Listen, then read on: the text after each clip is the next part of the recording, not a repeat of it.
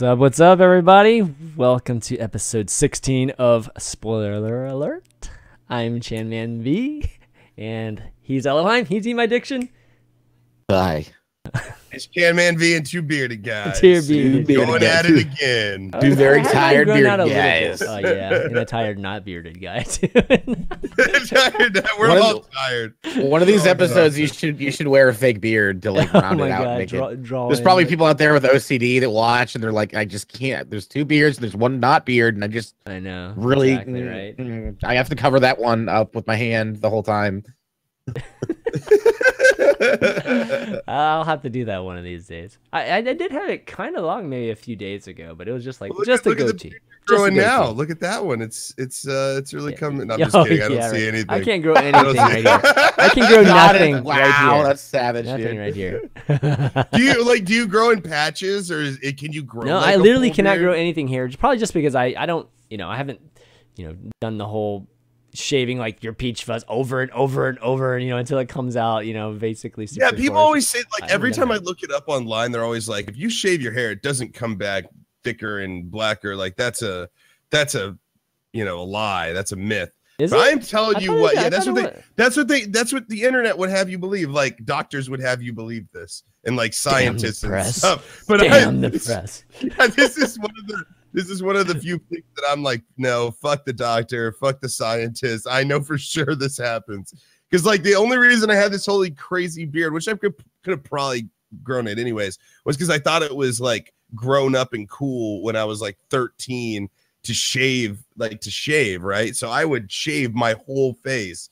Like I didn't even care. Like even if there was only a little something. And now it's like I can't stop it. I'm 31. My hair should be falling out.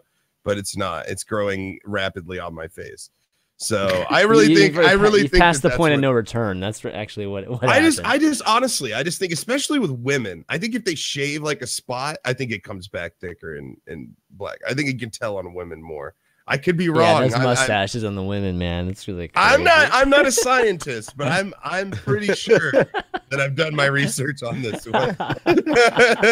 I'm no anthropologist, but I haven't gone through the scientific method properly on this one, but I would say that'd be awesome. One side of your face is like me, and the other side of your face is like you with your full grown beard. Maybe if I have a son, I'm just gonna have him shave one side of his face every day and see if there's any difference. That'd be so cruel, man. Like my son's a beard experiment.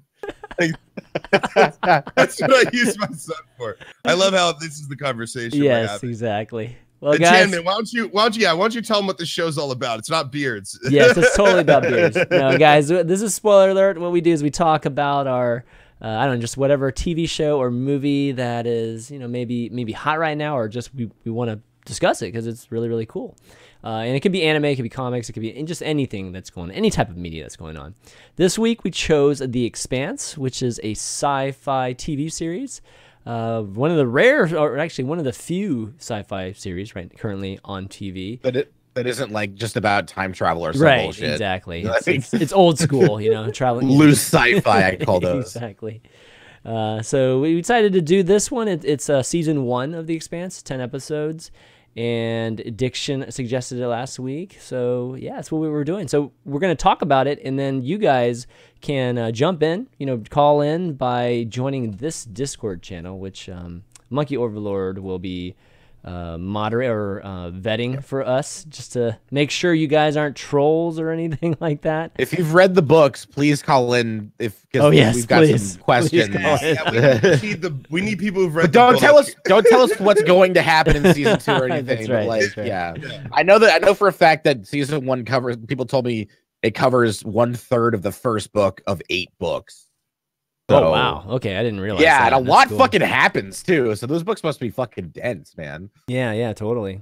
Like we said earlier before the show, I feel like with this show specifically, I would want to read it.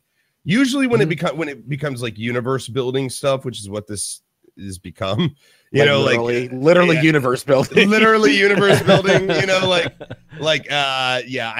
I need detail. Like I need 100% attention to it, and I need to like be able to read it. And like whenever I read, I like sometimes I'll go, okay, I didn't understand that. I need to read that again, and I'll go back over it, like double read things because there's a lot going on with this show. There's a whole fucking lot. It's like it becomes so many different things in the first season. Well, I mean, first off, this is one of these TV series where they just jump right in. Like they literally give you no background right from the start. Well, no, there's the beginning starts with the scroll text of like where humanity is now. Like I got that. Like that was not hard to grasp. It was just like mostly for me it was the politics stuff. The stuff with Earth and Mars, like the like I forget her name, the character that fucking tortured the dude, and she's like really ruthless and just like fucking she's like the House of Cards character basically. Her stuff was the hardest to follow, but that's because Christian. You mean they were just like they would just throw names out there, and I just didn't know people's names right off the bat, and I didn't realize they were talking about what's his name Holden, Jim Holden the whole time. Like when she goes to Montana, I didn't know that was his mom until the very end of that sequence. I did too. I thought I was the only person. And I was like, oh my god, no, dude, I'm right there with you.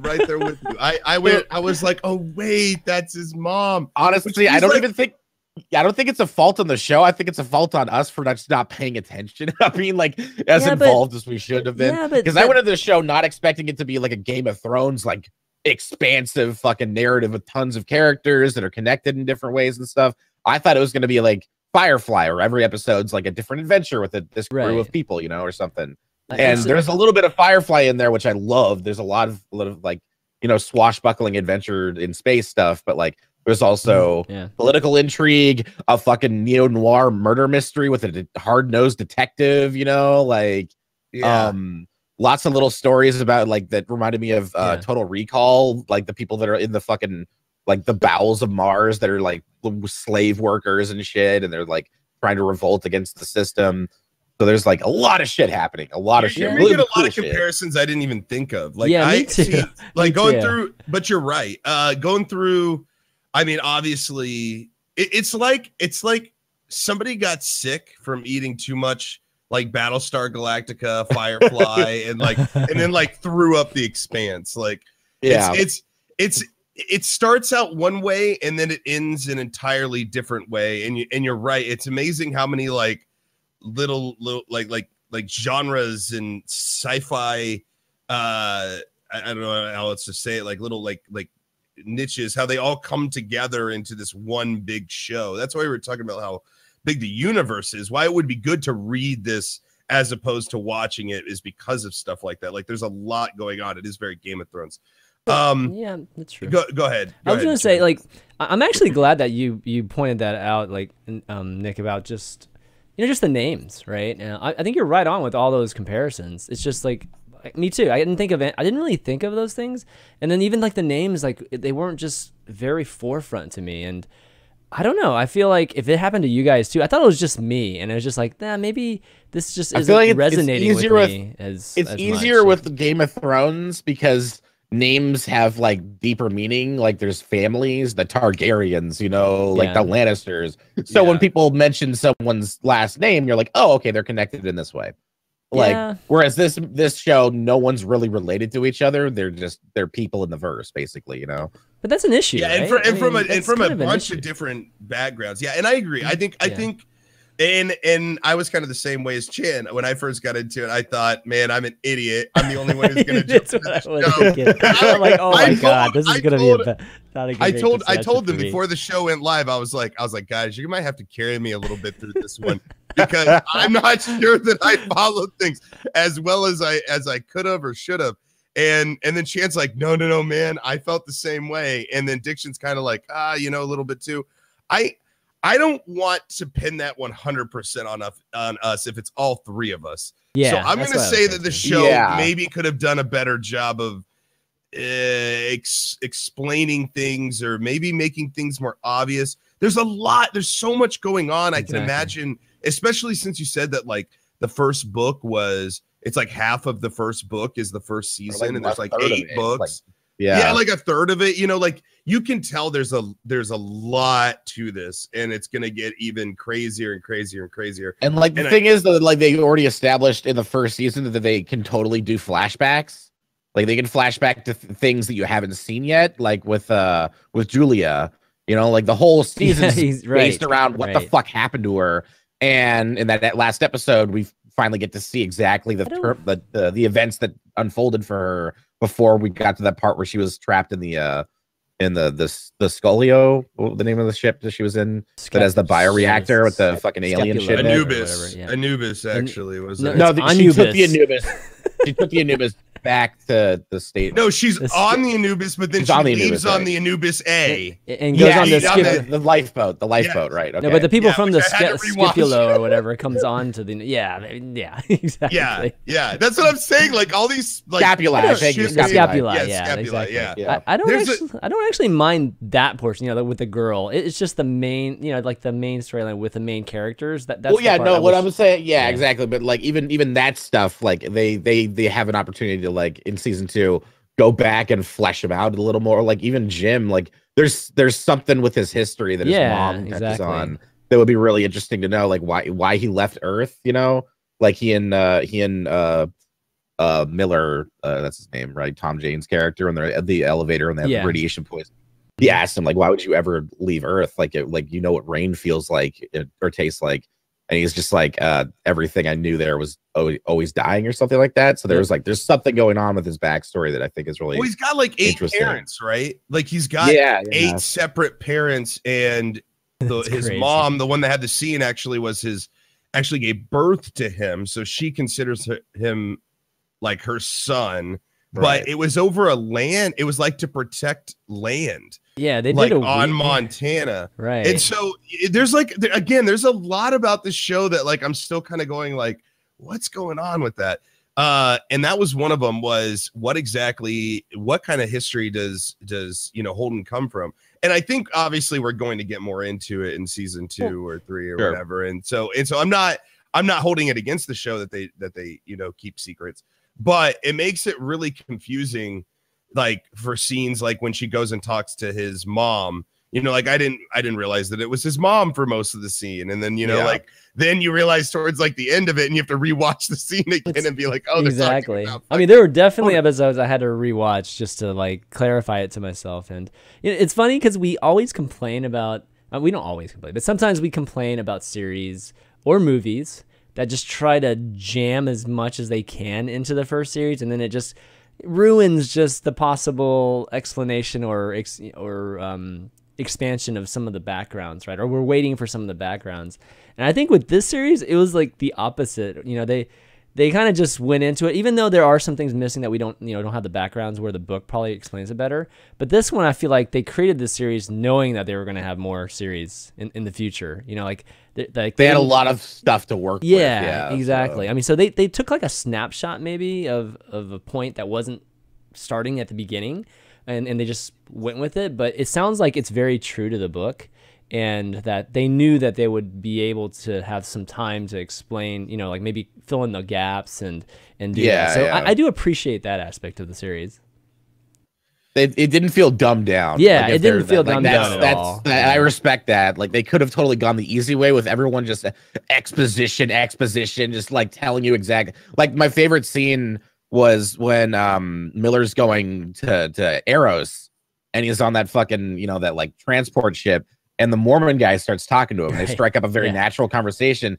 And then in that conversation, it continues to be natural. You get this backstory of where the Mormon church is in this new future. And they have this plan to take a ship out to the outer reaches of our solar system and hopefully meet God and stuff. And the way they presented that information, I'm sure in the book, I'm not sure, but like I can imagine it being just like a paragraph where it just explains to the reader what's going on with the Mormon church. But in the show, they did it in like a dialogue exchange that felt supernatural and realistic, and I appreciated that. And it was like, oh, cool, more fucking lore. Like I like this lore. This is interesting. Mm-hmm. And they did a lot of that, like especially like the all the zero G babies and the low gravity babies that grow up to be fucking like 7 feet tall, and their bones are brittle and they cannot handle Earth's atmosphere whatsoever, and the gravity there and stuff. That stuff, the way they explained that, was really cool. and then use it as torture. And they use it as torture. They just put you on Earth. They just put you on fucking Earth, dude. And that's your torture. That sucked, man. They just hang you on a coat rack. And you just that's so fucked up, man. So let's go over some basics here. Okay, yeah. First, so we've got I just want to clarify. So we've got Earth and we've got Mars. All right. And then we've got the Belters. Okay. The belt. Okay. So the people on the belt are basically like low income, like your worker types, right? Okay. They're your like hard labor. They're the people that are going to go around like, building and fixing things basically. And they live in kind of a bad situation where there's a lot of poverty. So they can't really leave. And they're kind of stuck out there, right? Think about it. It's kind of like it's a really, really stark allegory of our world. So, like, Earth and Luna are America. It's run by the UN. Like, it's run by the UN and everything. Okay. Mars is Russia. Clearly, it's the red planet. They're independent. They're totalitarian. They have completely opposite beliefs of the US, i.e., Earth. And they're almost at war. And then the belt is the fucking the blue collar working class that's just caught in the middle of this bullshit. And they have to, the only way they can survive is by keeping Earth and Mars happy, basically. And their rebellion is the OPA, correct? Yeah, Outer Planet Alliance, I believe it's called. Okay, yes, that's what I think it was too. Okay, I just want to make sure that I'm following along as well as everybody else, because a lot of times they're like, oh, this person's OPA, this person's OPA, are they OPA or the OPA? And I'm like, what the fuck is the OPA? And I had to like stop and be like, okay, I need to focus on what the hell is happening here. Like several times. Then I picked up that the OPA is obviously, the Belchers kind of like rebelling and all that good stuff. But they're rebelling, but it's just like I wasn't clear as to what they wanted. Like, do they want independence? They want independence. I wasn't. They want to be able to work for themselves and not just give Earth and Mars all the fucking resources they're mining for, basically. Because they get the scraps essentially. I think they get the ice, right, from like asteroids and shit, and that's water is like a really high resource. And then their water is like basically what's left over once they're done breaking apart the ice and giving it to Earth and everything. I think water is the main resource, right? That's how the entire series starts off, talking about just a lot of the tension is about water. Yeah. There also seems to be lots of alcohol on the belt. Like every episode, there's like people in bars getting drunk and shit. Like, just because they don't have water, so they're like, "Fuck it, we're just gonna make booze. It's easier." Yeah, they make booze in Battlestar Galactica. If they can make it in Battlestar Galactica, you can make it anywhere. You can make a sill on a station. Okay, so hold on a second. There was something I was gonna ask. Okay, so here's what I want to know, and I don't know if this is ever explained in the show. Maybe I missed it. How did Mars and Earth, or like how long has it been since we've colonized Mars? Like, why are Mars and Earth so disjointed? Like, I think there's a lot of questions that I have about like why Earth and Mars aren't working together and how they're so against each other and things are so tense. They explained it over the course of the first like 3 episodes, especially once they get captured by the Mars cruiser. Okay. And that Martian guy starts talking to Holden about, like, you grew up with fresh air. I grew up under a fucking dome my whole life. So, and like they talked about how they're still trying to terraform Mars, and it's not going well because they need water. They need ice to terraform it to build an atmosphere. So I think what the conflict is that Earth gets most of the ice and the water because they're the ones that built all the ships and the stations that are there to mine it. And then I think it's been a long time since they colonized Mars. There's like full generations have grown up there, I believe. And I think Mars is getting like the fucking shitty end of the deal. Like they get like a lower cut of the resources in the galaxy. So that's and they need them more because Earth has fucking 75% water on its planet, and Mars has none. So I think that's what their big issue is they want more of the cut. But it seems like their tech is so much more advanced, like because they have Mars, like somehow, and that's not really, I think, ever explained either. Is it because Mars had some kind of different alloys or resources that Earth didn't have, and therefore it allowed them technology beyond Earth, because it gave me the sense that Mars was ahead technically than I felt Earth the same when way. it comes to ships, and they're always like, oh, it's Martian. Well, you think that until they reveal that the stealth ship that was blowing up and trying to incite the war was from Earth secretly. Yeah. So they actually do have better tech. They're just holding it back for. It's like the stealth bomber. We didn't know about that until like they would do test runs and people thought it were UFOs for a while, and then the U.S. is like, okay, we have a stealth bomber. It's really silent and cool. Yeah, it was just kind of, I don't know. I feel like the show maybe could have done I know it's got a huge universe to explain, and I like the pace that it kept us on, and I like some of the ideas that's being presented to me. I just wish I knew a little bit more than I do. I wish I felt a little bit more confident about what I watched and understanding that from the show.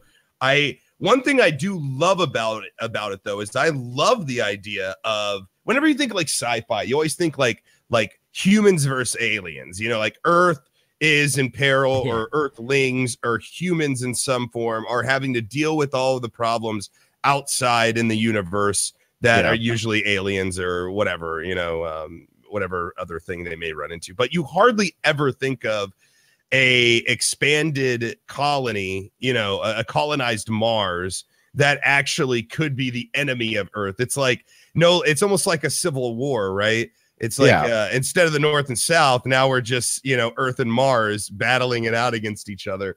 There's really kind of no mention of any extraterrestrial, beings at all. And they even but they're they call Mars people Martians and Earthlings, and stuff. So it's like they're in this universe. They are alien to each other. Like they don't know. Martians don't know what it's like to live on Earth or even experience grass or fresh air or like fresh water and stuff like that. Yeah. And then at the same time, Earthlings don't know what it's like to live in those conditions under a dome. So there's a lot of connections to what's going on Earth. I don't know what's going on in Syria right now. I have no frame of reference. And so it's kind of like the same thing. Like Earth has no frame of reference of even what the Belters are going through, and like they don't like. I bet a lot of Earthlings in this don't even think about the fucking 0G babies that grow up with the brittle bones, and they can't handle like high enough gravity, at certain points. Like their body will just collapse on them and shit. Yeah, and that actually makes them a different being in some ways, right? Essentially, So there's you're right. I mean, there's this kind of hybrid. Like they're same. I guess genetically they're the same, but in reality they're actually becoming different life forms, and that's a pretty interesting concept there. Yeah, and you don't like. I'm just saying, like, you don't run into that very often though in sci-fi. Yeah, where the enemy isn't something else. I mean, except for like maybe Firefly. Firefly has the Alliance that's colonized a bunch of places, and there's other planets outside of the Alliance controlled. There's plenty of that, and they do go back and forth, so it exists. I'm just saying it's strange the way they've done it, because usually in those universes it's like a bunch of different planets. It's like there's always some like fringe planet that the hero or the anti-hero can escape to, that's on the edge outside of Alliance control kind of stuff. But it's really like just these two planets, and it's crazy to think that like one day we could be battling Mars and it's just us just on Mars. Like it's very strange. I mean, they're not, but that's what it's all kind of leading up to. My favorite thing about this is like it's hard sci-fi, which I love, and it's hard to do. And it just felt like immediately in the first like episode, that's when I told you guys, like, we got to watch this. It felt lived in. The world felt like super authentic. Like whenever they're walking through that bazaar and the guy was fucking screaming about the OPA and the microphone thing and stuff, it just felt like a real place. And that's what I liked about it. Like there's a lot of sci-fi shows that just like they come off hokey and forced and everything. It didn't feel like that. It felt like everyone who was acting in it like understood the lore, like they had read the books, they knew what they were talking about, and it just felt super. All the set design and even the CG was really fucking impressive. And I don't know, that just like, I also really, we got to talk about how they treated space travel and like 0G gravity and stuff. And like the physics of it and all that. I thought they did it so well. It was fucking fascinating. Yeah, the world. I love that so much. Yeah, I think the galaxy and the world, they did an awesome job at really portraying it in a real way. Like we can imagine maybe this is what things are going to be like, in a couple hundred years or whatever. But one question I do want to ask you guys is that, we're talking about how like this is a bit parallel of maybe what's going on now with Russia and us, but we keep talking about like the U.S. as Earth and stuff, but who's the bad guy in this series right now? That's the question. Because it's a shit Trump. Donald Trump as a Middle Eastern woman, Middle Eastern woman. It's all gray area. It's kind of like you can sympathize with all of you definitely sympathize with the Belters. They're living in shitty conditions. The Martians, where they're they've been colonized for decades and they still don't have a leg up as far as actual living experience. I don't know. All the stuff that takes place on Earth is just from the point of view of the UN, so it's kind of hard to sympathize with them because they're the ones that are fucking controlling everything essentially. I want to know what's going on Luna, on the moon. I want to explore that because they never go to the moon. Yeah, that's true. They never go to the moon at all. Opening sequence that it's entirely colonized. The entire moon has lights all over it and stations and stuff. That's cool. I've always wondered that too. It's like, why are we always so focused on Mars when we could, because it's put our a dome closest on Moon. planet. It's got an atmosphere ish. It's got gravity similar to ours. It's a planet we could totally walk on the surface of. Yeah. Unlike Jupiter or some shit, which is just nothing but storms that will kill you in a second. Yeah, but I'm just saying the moon. You think we would practice? We'd practice with some kind of smaller dome on the moon and do phase 1 of colonizing, a new planet and that sort of thing. Talk to Elon Musk. I know, right? Yeah, there's a lot. Elon, why are you doing Mars so fast? There's a lot you think would happen with space, but if this show's taught me anything, is that space is fucking scary. Okay, it is. So why are we going way out there? We could just be going right here. Everybody's getting into shit. It's every situation they get into is dire, and it's almost always because they're in space. Yeah. I've seen at least 2 people just floating around out there in this show. There's still that kid, that nephew out there. That poor kid. Oh God. Somebody will find you. Somebody will find you while really, Uncle? Commit suicide. It did seem like it was pretty easy for ships to contact each other and interdict each other. They had a whole system in place where you can see the trajectory of where a ship's going and then you can just intercept them pretty simply. You say interdict, but then well, that's what it's called. No, that's what it's called in Elite Dangerous. When you're flying in hyperspace, you can be interdicted, where someone basically pulls you out of hyperspace and then tries to fuck with you and grab your gear and shit. Huh? I've never heard that term. I wonder what interdicted. That is a very great I'm gonna interdict the guy, man. That's funny. I love that word now. No, it's insane how big the universe is and how much they didn't talk about and how much there is to explore. And I think, like I said, ultimately I think they did a good job with it. But I wish it's like we understand the universe kind of, but I wish they would have added some extra details or maybe did things at least a little differently so it wasn't so ambiguous or confusing when you're watching the show. It's it teeters, right? It teeters on just it's entertaining and good enough. And I think as far as a sci-fi show, it was on Sci-Fi Channel, right? Yeah, it's on the Sci-Fi Channel. It's coming from Sci-Fi Channel. I think it's incredibly good, especially coming from there because, as far as Sci-Fi Channel is concerned, I don't really see a lot of really great sci-fi shows coming out of there. Out of every 20 shows, there's one show that's actually pretty good. And this is CGI, Battlestar Galactica, essentially. Netflix has picked it up, right? So it's only probably going to benefit from that. But it's a huge universe, and I can imagine that people at Sci-Fi were tackling a huge project when they went into it. And I think they did very well. So I want to make sure that I say that before I say I wish they would have been a little bit clearer about some of these things, because that's one of the hardest things to do in film is when you have such a big giant universe. And in text, it's a lot easier to explain. Oh yeah, you just straight up write out what you're trying to tell the reader. You know, yeah, like, it doesn't have to be prologue, poetic or anything. Exactly. You could do an entire chapter of just background, and then kind of go into the action. Like those. You guys ever read American Psycho, the book? Yeah. No. Yeah. The bits you've seen the movie though, right? Yes. The bits where he's talking about music, you know, like Phil Collins and stuff. In the book, those are entire chapters. They are of just completely disconnected from the actual story of him just explaining his love for these like musicians and stuff. So it's like, well, you understand that's totally stuff you can do with a universe like this, where you just like do a whole chapter on the history of Mars and just say like it's from an excerpt from, you know, like a historian's catalog of Martian history, something like that. Yeah, I mean, with like footnotes and shit, you know. It's insane the scope of it, though. Like, it really is insane the scope of it, and for sci-fi to tackle something with that kind of scope, even though it's, you know, sci-fi. I don't know. I just feel like it's very packed. Like, there's a lot. There's a fucking lot. Like, if somebody came up to me and was like, "You have to create this show," I would be like, fuck me. Like, I feel like I don't even know where to begin. Like, I don't think they knew they were going to have a second season. Like, they weren't guaranteed a second season from Sci-Fi or any place, but they treated it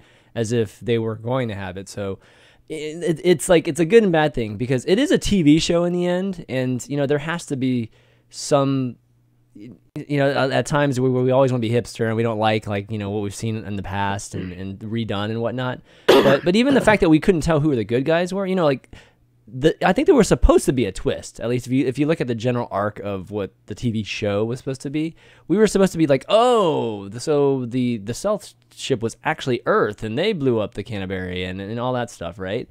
But I didn't really feel like, oh, okay, so the good guys are bad guys now. I had no feelings of that and at all. That's another thing. This show doesn't present good guys or bad guys. It gives you characters, and it gives you choices that these entities or these people have made.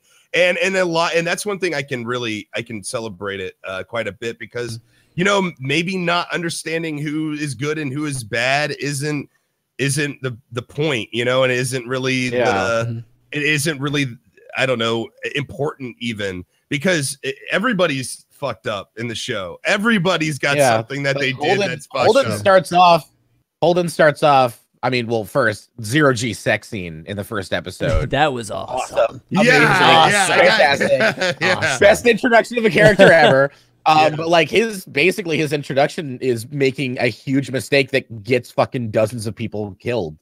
Yeah. And then we're with him for the rest of the season, and it's kind of like, it's not about a trust issue with him, like as an audience member, but it's like, this guy's it humanizes him. Like, he made a fucking huge mistake, and it's thrust him into this crazy narrative where he's like got like very little choices of what to do, and now he has to be like the skipper of his fucking ship. And he's pulled everybody else into the bullshit too. Yeah, he's pulling all these dudes that don't trust him.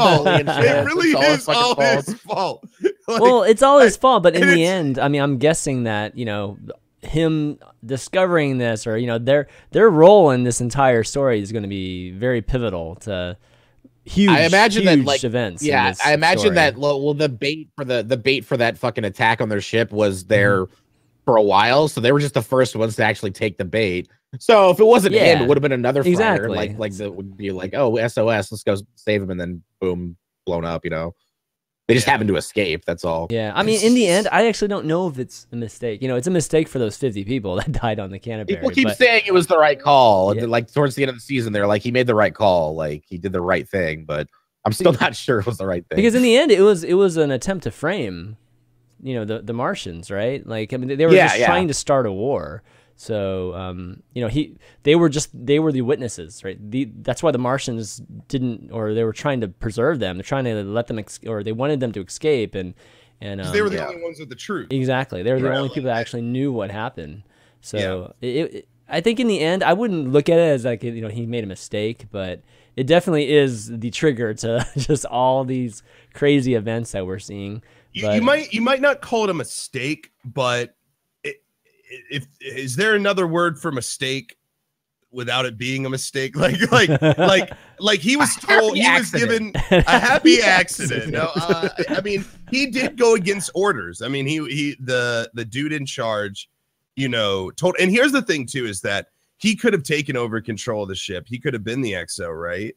Like they offered that to him and he's like, no, I don't want to do it. And then he made choices for the entire crew anyways. Yeah. Like it was kind of weird. Like, but it's explained later by his mom when it said like, we raised him up to be a leader and then put him in a game he couldn't win. Like that's kind of his whole story. It's like he's a born leader because that's the way these 8 people have raised him or whatever. She says something like he thought the land needed him because it would die away if it wasn't for him. Well, like they told made him into this. They made him into this weird. And again, all that's not really explained, but I think it'll explain better why he made that decision and stuff. Because it's not necessarily a mistake, but he certainly went against orders. You know, like he certainly broke the rules in order to make this decision for everyone when this decision was already made, you know? And so it may not have been a mistake, but it was still a real fucked up, shitty thing to do, even to the people on the ship, even if the end game was to save these people and he had a big heart. Sure. There's more to situations than just having a big heart and wanting to help people, as we found out, you know? And I can always applaud him for having, you know, the morals to hear that audio recording and not being able to walk away from trying to help people. You know, that's admirable in somebody, but at the same time, it really wasn't his call. It was really already decided. And I can see why everyone would be super pissed at him, even though he made the right call. He made the morally right call. I wouldn't fault any of those people for being fucking pissed that they're all in that shitty situation that really doesn't get any better ever for them, like ever. There's only one scene I can think of where things aren't dire. It's like I don't know, the scene where him and the one chick are sitting in the bar at Tycho's or whatever, and they're having like a drink at the bar there. It's like this is the only part in the show where like things aren't fucking horrible. they're not dying or they're not gonna get shot or like it's the like, air's not being sucked out of their ship again. Let's take a second. Let's veer off a little bit. I want to talk about the characters. I feel like I have a lot to say about individual characters as opposed to like maybe the whole show. But I want to ask you guys, did you feel like there was any characters that you just absolutely gravitated towards? Like anybody that you were like, yeah, he's my favorite, or she's my favorite? Were there anybody like that you guys really felt connected to? I like Tom Jane's character the most because he's the most complex, I feel like, out of all of them. Yeah, the detective. Like he's a dude. He's trying to do the right thing, but at the same time he does all the wrong thing. Like he's a murderer. He's corrupt as fuck, you know, like. But he hates the corruption at the same time, and like he's definitely got a weird seedy past, being like a street rat basically in the belt. So I thought he was the most compelling out of all the characters for sure. Yeah, dude, I could have saved that guy's life. I could have saved that dude's life. I'm like, you don't want everybody to treat you like shit and like you're a scumbag and everything. Cut your goddamn hair. Like, just cut your hair. That was really annoying. Cut like your it's a style thing, okay? So keep that hat on. Different. Please keep your hat on. Everyone thinks you're shady and seedy as shit because of your hair. That's it. It's just your hair. If you would shave your hair, you'd have so much more respectability. You'd be fine. But everyone treats you like shit because you look crazy with that hair. I understood it was like, you know, it's a, you know, I'm on the belt kind of thing, whatever. It just, I don't know. Every time I saw it, I kind of went, oh, I don't like that hair. It reminded me of Zorg from Fifth Element. Yes, the plastic thing on the other side. Yes, I had this weird mashup of him and Punisher. Because the actor because he was Punisher too. Yeah. So I keep seeing Punisher and then like the Fifth Element thing too. It's like every time I look at him, it's like I'm a sad dude. It's like, oh come on, you're not that sad. You're the Punisher. Exactly. Like, you love doing this. You love killing. The status of them all, his family was murdered. Come on, man. Well, I mean, like here's the thing: is like that's sad for 2 seconds, and the rest of it, he seems to be enjoying himself. That's true. No, that's true. That is true, right? Yeah. It's like, he does enjoy it. Yeah, my family, they all died. Oh well, might as well kill everyone. Now I can tell you, I can kill everybody basically. Blow shit up in the face, in the shape of a skull. With the characters, it's like there's not that many characters that, at least at this moment, that they've showed very much depth in. Definitely Miller, Holden, as it's gone on a little bit more. But the others are definitely supporting actors. Maybe Christian, the woman on Earth, just the leader on Earth or whatever. She's got some complexity. I mean, she's definitely kind of an evil character, I think. At least the way that they've portrayed her. But everybody else right now is just supporting. I do like what's his name? Who's the Braun guy that's basically on the ship? Amos. Amos, yeah. I like that guy actually. I think there's there's something behind him that I think they're going to probably go into some of the story. Wait, which character? Sorry, I was the muscle. The muscle guy. The muscle guy. Oh yeah, Pretty Boy. No, God, is he Pretty Boy? I guess the one. I guess. Amos, right? Amos? Yeah, I guess he's Pretty Boy. Dude, he's dreamy as fuck. What are you talking about? Oh my god, really? Big eyes, man. Wow. I don't know, man. Are we thinking about the same guy? Are we thinking about the same? Because the guy I'm talking about looks like this guy. Guy. He looks like Tyrell from Battlestar. Chief. Chief. Yeah, he looks a little bit. He looks a lot like him. If you put both, in fact, when I first started watching, I was like, "Is that actor?" Man, he looks younger in this. How does he look younger? And I was like, "Oh shit, it's a different actor altogether." Every time I see that dude, I think he looks like the guy from Battlestar. He looks like Chief from Battlestar. He looks a little bit like him. I didn't. Oh man, I didn't think he was a great. Let me see. This is the same guy. This is the right guy, right? Dude. I mean, he looks good in that picture. Yeah, he does. I am the older addiction, I'm not judging. I'm just saying, I wouldn't say Pretty Boy when when I think Pretty Boy, I think about Holden, right? Yeah, exactly. Yeah. You mean Jon Snow of The Expanse? I seriously thought it was the same actor the first time he showed his face. Dude, he looks more like the dude from Twilight. And then I looked closer and I was like, oh shit, no, he just looks a lot like him. He looks like the wolf from Twilight more than he looks like Jon Snow to me. What's his name? Taylor Lautner. Yeah, Taylor Lautner. There you go. He looks maybe the eyes a little bit. Yeah. He actually, to me, he looked like the dude he had, and this guy was actually in Battlestar 2 for a brief stint.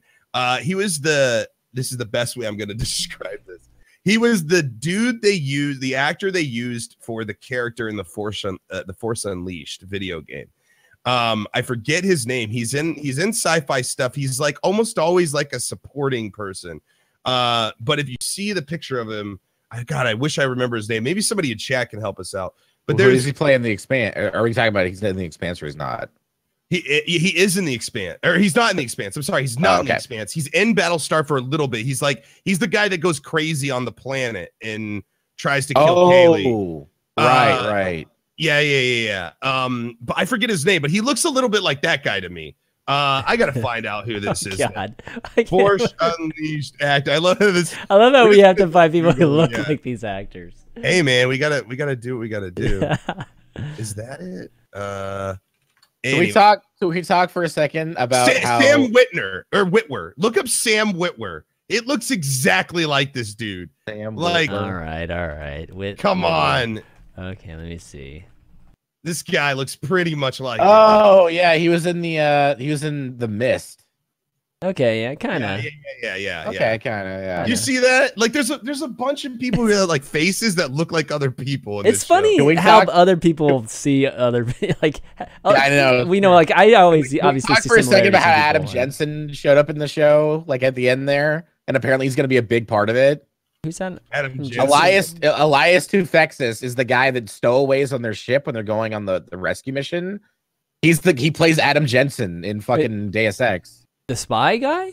The spy with the eye. Yeah. With the yeah. Yeah, that's him. Yeah. He gets like. I didn't realize. I heard him talk. Like he said like several lines of dialogue, and I was like, "Fuck, where do I know him from?" And then he said something that was really distinctly gravelly, and I was like, "Holy fuck, it's Adam Jensen." See, I didn't even know. I never played the back before. Oh, you never played it? Oh, no, I never played it. So know the line though. I never asked for this. Yeah, I know. Yes. But I got so excited. Apparently, obviously big things are happening to him because he gets fucking pulled into the goddamn amorphous blob at the end there. Yeah. He's becoming names. He has 2 names in IMDb. His name is, hold on. It's Kenzo, and his other name is the Hybrid. So I'm thinking he's gonna come back as some sort of like super being, monster. like that's exciting, dude. It's and that's another thing we didn't mention, but Stranger Things. This thing has a lot, has like Stranger Things. It's got a little bit of a vibe. Yeah, I know what you mean. Like bubbling up all, kind of alien material and shit. Like, infected. I mean, when I first saw the girl infected, I thought, oh my God, it's Barb. Like, that's what I thought. It's shitty, stupid Barb, and she's back from the dead to ruin her good time at parties again. Too bad she didn't become an internet sensation. Goddamn beer shot or whatever. Your parents didn't even care that you left. Like move on. Get out of our lives. Oh no.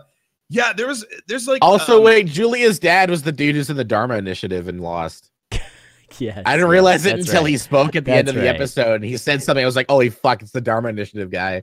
Oh yeah. He's the first one you see in the video and the reel, where he's like, "Hello, my name is blah blah. This is the Dharma Initiative." I guess we should have put 2 and 2 together with her and her father. Like, we should have known that the Earth, at least some of the leaders on Earth were up to no good. If Julia rebelled against her knew father. It was shady shit. I didn't know it was so shady where he was like basically sacrificing his fucking daughter. Yep. For some biomechanical like alien like disease shit to like, still not sure what they're trying to do with it. It seems like they're trying to use it to create an alternate power source so they don't have to rely on ice as much or something like that. Yeah, could be. That would make sense.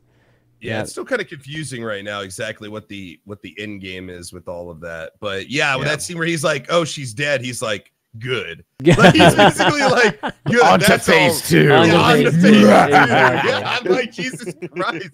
Hey, didn't he have like a tear? Didn't he have any kind of tear on his like tracks of tears? He did look emotional, but at the same time, he looked like he was like, "I did the right thing." He was like, like this was all part of the plan. I get it. I mean, it wasn't like what a father would normally react whenever finding out his daughter became a. I mean, she was kind of a bitch to him, right? She was like a rebellious teenager. Well, but she got hers. She's extra dead now. Yeah, she's extra dead now. She probably should have lived. That was a fucked up corpse, man. Like that was really good. Yeah, she's got a freaking giant crystal in her mouth and stuff. I do have to say that I was shocked they had killed her off like that. I was like, well, that's why I liked it. I was like, oh shit, we don't really get to know the full story yet. Like we don't get to hear her story, but we get to see it a little bit. But Miller was like, oh, I believe in her, and making her out to be something like a cause or something much greater, and then the shock of him seeing her just in the shower, that's just completely. I like they went that way instead of making her like the fucking River character from Firefly, where she's like the answer to everything, and she's like the one, like a Messiah character or something. We've explored that. Well, some of us not enough. Some of us want more Firefly. Yeah, we all do. I think everybody wants more Firefly. But I mean, I agree. I again, not surprisingly, love how gritty the show is. It didn't really pull punches when it came to killing people or even maiming people. There was some fucked up death. The best on-screen death. This is one of the best I've ever seen anywhere. Was the medic getting his head that was my favorite scene. That's my favorite scene. The blood gets sucked out of the vacuum, and it's just like oh my god. Yeah. I was like, I jumped up my fucking couch. I was like, that is fucking awesome. Dude, like I missed that character already, but that's still fucking cool. I was cheering. That was my favorite. Cheering over here, and the reason I was cheering is because I have one thing that has always bothered me about sci-fi, like space battles and everything, is like nobody dies to bullets or debris from like these ships. You get these massive giant battleships, right? And you have to think about the context of space as well. An explosion in space isn't affected by gravity. Those pieces and those shards of metal and everything are flying through the atmosphere at breakneck speeds. Like these things could be they could hurt things, pierce you, but you never see anybody die to this stuff. Now I don't remember it. I couldn't tell if it was just a random piece of debris flying at super high speed. It might have been one of the bullet. It's one of the shots. I think it was one of the shots is what it was. But the thing is I thank God finally a show shows people on the ship getting hit by this shit. You know, like because you never see it. It's always to damage the ship so that people get in space, you know, get in escape pods or whatever. It always shows like the damage of the ship. It never shows the damage that it does to the people inside of the ship. And so when that happened, it went, you know, hear that sound, that metal sound, that, you know, almost it was kind of a weird sound. It's almost like a floomp, but it was also kind of a metallic floomp, you know? Yeah. Like it's just kind of a suction kind of thing. It was weird. And then I went, oh crap, somebody got hit. And then it's like, that's what I'm thinking in my head. I'm like, oh, somebody finally got hit. And it shows his neck and the blood just going up through. And I'm just like, they show the reaction. They show like the joint flying across the screen, and then the guy like seeing it and about to grab it, and then he kind of looks past it, and then his face is like completely shocked, and then they show that was like really well edited. That was really well. Yeah, that was my favorite scene. I love it. And then when they patch it, and then the gravity goes right, and then the blood all over him. There was something. No, there was something that was pulled like up out of his body too, because I think they were like little tubes and stuff coming from the top of his body too. There was like chunks of person. There's definitely stuff like that was some TVMA shit right there. Yeah, that was pretty good. That was pretty interesting. No, but generally speaking, I think I did like the fact that they presented that right off the bat that anybody could die, because I mean I wish they would have killed Jay Hernandez's character too. You know, because when they, you know, those mobsters or whatever just grabbed him. Oh, and they just impaled him with him on the wall. Like I was like, wow, this guy died I think too. that was like a nice way of establishing that like medical care is like way more advanced in the future, and you can get impaled by a rod in your sternum and still they can patch you up, because like later on they get fucking straight radiation broadcast on their fucking faces, and they're dying of radiation poisoning. But then once they get in the ship, they have that fucking thing in their arm that can actually like cure them, purify of the radiation. So it's like. So that was like, that's what set it up for me. I was like, okay, they got radiation poisoning, they're dying, but that dude like survived an impalement to the fucking chest. It was all the way through his body. I'm pretty sure there's a way they can fix this, you know? I was disappointed when he was at, you know, when he ended up living from that, because I don't know. I like the fact that, you know, it has that Game of Thrones feel to it. Like if you didn't read the books, anybody could die at any moment. So, you know, you're at the edge of your seat anytime there's peril going on around these Game characters. Of Thrones, they kind of overdid it. Once they realized that was their hook, they kind of like, it got to the point where it was like, okay, now everyone has to die. Or so, you know, like, I don't know. I just felt like that was the atmosphere in that. In this, like, I get what you're saying, because Chan, whenever I saw that death, I thought, oh shit, like this is gonna be good. I wasn't expecting that. I thought for sure he was dead, and I was a little disappointed when he was alive. Like I don't know. I don't think it's necessarily like anything wrong with the show. Like I'm fine with that. I think it was just a choice. You know, it was just a choice. But I was a little disappointed that he wasn't killed, because I don't know. Maybe it's the Game of Thrones thing. Well, I mean, from there, I think it's just the anyone, especially in a world, and we got to talk about the technology too a little bit, because you know, like, is anybody really dead? Is the girl even really dead? I mean, their tech kind of borderlines on the magical, you know, in like a lot of ways, like the radiation thing. Like, what is, you have technology that can unliquefy your fucking insides from radiation, you know, like you get what I'm saying? Like I just put a little patch on here and suddenly I'm not coughing up my fucking lungs. Like, like, you know, like there's a lot, even it definitely has limits though, because they can't fix the people that were born in zero gravity. Like there's like, clearly those people are fucked for life. That's their bone structure. That's them. Like, or maybe they can and they just can't afford it. Remember, that's true. They don't have healthcare. That's right, because what's his name had said that he had to let his sister die because they had too many mouths to feed and they were starving. Right? He said he said it was hard for us because we had no money. But he made a point to be like, we were poor, so we couldn't get any help for her. Like, and so I think that probably if you have enough money, these problems aren't problems anymore. Yeah, but they couldn't fix the medic. Someone said in chat, can't fix the medic. Yeah, but you can't. You can't fix the medic. Not coming back from that, dude. But the medic couldn't fix anyone either. That's true.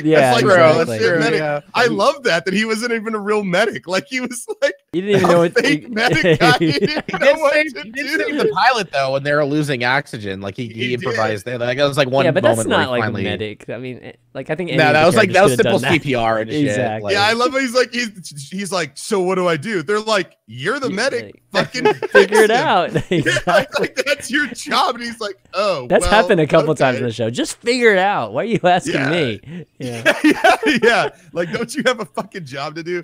I love the medic. I'm sad that he died. I thought he was a really cool character. In fact, he was one of the few characters I was really like kind of getting behind. Like, I like this guy, this medic who's not a medic. That's kind of like the comic relief that can like lose his cool, but also do cool shit. You know, like he was kind of all over the place. He was kind of a geek, you know, and I liked him, but then he was gone. You know what I don't like though? That fucking pilot's accent, that cowboy accent they try to it's put on. Really, yeah, it's really hard to place. But then again, so is what's his name? The leader of the OPA, the guy from Mad Men, Jared Harris's character. Is like there are a lot of accents that are really hard to place, and I feel like they're made up for the show because like it's so far into the future that like there's a lot of like racial mixing and stuff, and there's clearly a different like especially in the belt, like there's that whole fucking visual like sign language that the guy was trying to learn from the prostitute, and so I feel like there's like almost a different like it's kind of like the French accent in like a Cajun accent, where it's like a little bit of French, a little bit of Southern, like it's a mixture of things. So yeah, that's where I think that his accent is like he just grew up in an area where there was like this weird kind of Southern tinge a little bit. And I like that. Like I can get behind something like that. The guy who looks Indian is talking like a cowboy. I'm fine with that. But it's like they went up to him and he's like, "What's my inspiration?" And they're like, "Just talk like you think the Marlboro guy, or what's it, Marlboro Man. Yeah, Marlboro Man. Yeah, just talk like you think he would talk." And he's like, "Okay." So that's like how he sounds the entire time. We're pulling out, guys. Yes, it's not even like Southern. It's just cowboy. Like it's just like a cool guy accent. Like, I don't know if we're gonna do this today, guys. Like he could be in StarCraft or something. Like he's basically Raynor from StarCraft. Like that's what his voice sounds like. And it's weird, man. And sometimes like I'm okay with it, but I don't feel like he pulls it off well at all. I'm okay with the idea that this guy has a cowboyish accent and he's, it's different because it's a different universe and stuff like that. But I don't think he pulls it off very well. I think it's grating to me, in fact. Like every time he talks, I'm like, ugh, like, God, we get it. You're like so overselling it to me. I don't have that much problems with that guy. The person that I just cringe every time she's on the screen is the Christian character. I didn't really I just can't like her either. Stand her. Like I can't even understand her very well sometimes. Like to be honest, I had to rewatch. He's talking about the leader on House of Cards lady. Yeah, House of Cards. Oh yeah. It's hard to watch House of Cards and then watch this. You're like, where's Kevin? And they should just had Kevin Spacey come and be this person. No, but she's I don't know. It's like she's probably the only character that I'm like, oh my god, I liked her character, but her accent was really thick, and it's kind of like watching Hannibal and trying to understand Mads Mikkelsen when he's talking about these fucking complex psychological shit and big words. It's like, okay. Yeah, so I don't know if it's because of that kind of English barrier or whatever it is, but it's like sometimes she feels like she's overacting too. Like that she's definitely the person, the actor at least, not necessarily the character, but the actor that I felt like it just was not the best. She was definitely the worst in my opinion, because I could tell. Like I felt like she was like acting, trying to be this, and it wasn't even necessarily good half the time. I don't think any of the acting was necessarily spectacular, except for maybe Amos. Yeah, I really liked Amos. Yeah, he was really good. Really good. That's why I like him so much. Funny because he's like the Jane figure, right? Like from Firefly, he's supposed to be like the brute, and they even make assumptions about him quite often. Like that one guy was like, oh, I can tell what kind of person you are. You like you hit first and like ask questions later, kind of thing. Like you don't think, but it's actually not true. He's actually really intelligent, and he's actually, he's muscle, but he's also got a lot of street smarts. He probably outwardly more than anybody else seems like he is keeping up with what's happening and like trying to figure things out and is actively thinking about it, making choices, making decisions. Like he's not just looking at Holden for answers, like a lot of the other guys, right? Like he's making up his own decision. That's why they're clashing. You know, that's why they're butting heads all the time. But he knows who he is. He's 100% knows who he is. The only little weakness that he had was the girl, right? Because you know he's obviously. I want to know what's up with that because he follows her orders every time without question, and it's like it doesn't seem like a military thing. It honestly kind of seems like a mind control thing. I don't know, but it's just like I thought it was just a romantic thing. I did get a little bit of romantic from it, but then he had that dude at the bar come up to him and he was just like not interested, but you could tell he was like, I don't know if he's like bisexual or something, but he's definitely. And then he said he used to do stuff for money and he's not ashamed of it and stuff like that. But like, I forgot about that. Yeah. No, I didn't know. The guy came up and he said not interested, and they told the guy that be careful of that other dude eyeing him because he had a knife on his side. No, but he did allude to something in his past. And he said, when he was talking to the pilot, he said that when he was growing up, he had to do stuff like that. He had to hook. Essentially, it was like what he was getting at. Really? See, I didn't pick up I believe on that. so, yeah. I thought he was just saying that he was good in these types of environments because he grew up in them. Like he recognized that dude had a knife or dude's knife because he's used to these kind of places. That's why he was that's what I originally thought too, but I felt like there was a little bit more to it, like where Diction's going with it. But my immediate response is the same thing. It's just like, okay, he's just used to this type of environment and town. You know, maybe he said he grew up in these kind of clubs and stuff, right? He said something like that. And so I don't know. I mean, maybe he did hook a little bit, but he was definitely comfortable there. Yeah, to back up a little bit though, I don't think that the acting, like across the scale, like across all the actors in the show, like the show of The Expanse, is not something I would be like, you have to watch it because the acting is exactly. insane. Yeah. I think it's serviceable. They do their jobs. Yeah, I mean, Holden was even really, just like really the story, the setting, and the fucking like the cinematography is really beautiful too. Mm-hmm. Yep. Like I love the camera work and the set design. Like it's just like the acting works and it does its job. Like they all do their job well. Doesn't excel. That's not why. It's not, exactly. Not an overachiever. It's a C+ student, you know. Like that kind of thing. Yeah, like that's pretty much what it is. And some are better than others, you know. Obviously, it's always the case. But I think in this show, I think more of them. I think there were more actors that were mediocre by far than were good. And you know, like I said, it's coming from sci-fi, so your expectations, I think, are a bit lowered, and I hate to say that because it sounds so bad, but so cliche, don't you though, man? Like when it comes to sci-fi, you're kind of like, all right, I'm not expecting, you know, expectations are always low with sci-fi, except for like after they did Battlestar, it's like, okay, they're a contender, like they're actually taking risks here. Didn't they cancel it though after 5 seasons? Like, yeah, but I hate having that kind of expectations from sci-fi content. I mean, there should be good acting in sci-fi content too. Imagine how epic it would be. I'm not saying that there shouldn't be good. I'm just saying that you don't expect it. Like, I know, but I'm not expecting everyone in this to be like Sam Rockwell in Moon or something, you know, or just like a powerhouse performance. I want it to be good. I love Bruce Campbell. Like I wouldn't say he's a good actor, right? Like, but he's an actor that we enjoy, and not because he's good, but because he just brings a lot of personality to the character, you know. Yeah, but he's funny though. That's different. I mean, he is funny. He's a good actor because of that. No, I would not say Bruce Campbell's a good actor. Well, I would say he's an entertaining actor. I don't know. Have you seen Bubba Hotep? You're right. I think I have seen him in things where he is definitely a lot better. But when you're thinking about sci-fi people and you're thinking like, you know, shitty sci-fi actors, you think Bruce Campbell just because he's iconic. I'm not saying he's not good. I'm just saying like, as far as like Meisner trained, you know, like a method actor, you know, like he's not the kind of guy you would go to. Yeah, I know. That's what I'm saying.